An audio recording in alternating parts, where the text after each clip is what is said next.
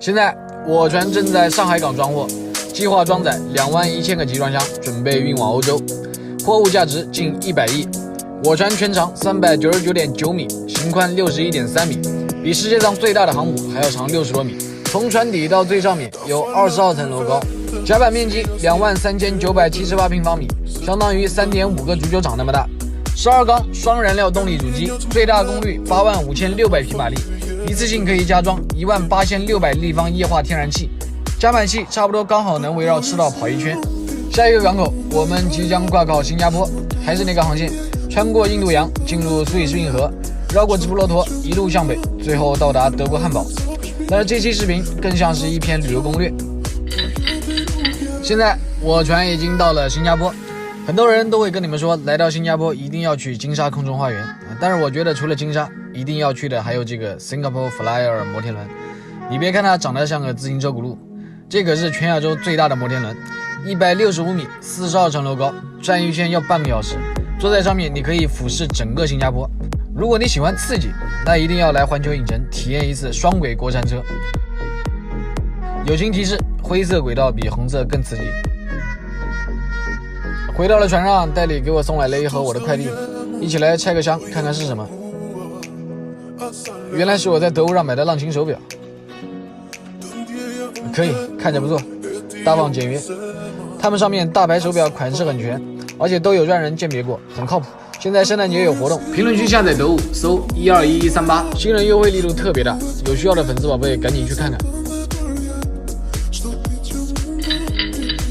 现在我船正在通过苏伊士运河，这条运河从1858年开始挖，到1869年通航，耗费了11年，100多万埃及人民的心血。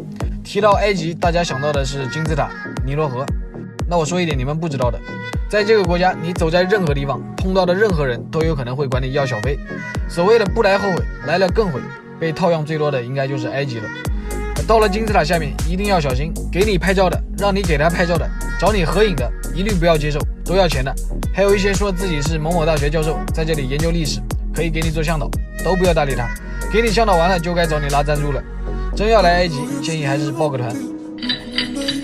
现在我们已经到了马耳他，这个国家被叫做欧洲的后花园，你听这个名字就知道大家都爱来这里玩。国土面积相当于1/2个新加坡，1/3个香港。虽然国家很小，但是环境好，气候宜人。马耳他一年四季300多个日子都是晴天，夏天平均温度25度，冬天15度，治安非常好，因为失业率很低，每年大概3%左右，消费水平也不高。比如一升牛奶的价格是0.8欧元，一打鸡蛋是1.2欧元。普通餐厅就餐的话，人均是7到10欧，高级餐厅20到30欧，每月的生活成本也就400欧左右。多说一句啊，如果来这里玩的话，一定要记得自带拖鞋。现在我船已经到了目的港汉堡，到了汉堡有一个地方是必须要来的，就是这个微缩景观世界，1:87的比例几乎复刻了全世界所有的火车线路，人物、建筑、铁路、高山刻画的特别精致细腻。多说一句，这里还有专门服务中国游客的柜台，柜员会简单的中文，很热情。如果你喜欢艺术，这个易北爱乐厅也是必须要来的地方。历经13年，花了9个亿欧元才建起来的音乐厅，连我这个没有任何音乐细胞的都慕名过来参观。毕竟9个亿欧元，就过清明节咱都没见过这么多钱呢。满怀着敬畏的我逛完了每一个角落，确实很有逼格，但我还是想不明白这9个亿欧元到底是怎么花的。这期视频我们也即将接近尾声，那么问题来了，为什么我们这条船是399.9米，为什么不是400米？喜欢俊杰的可以点个赞加关注。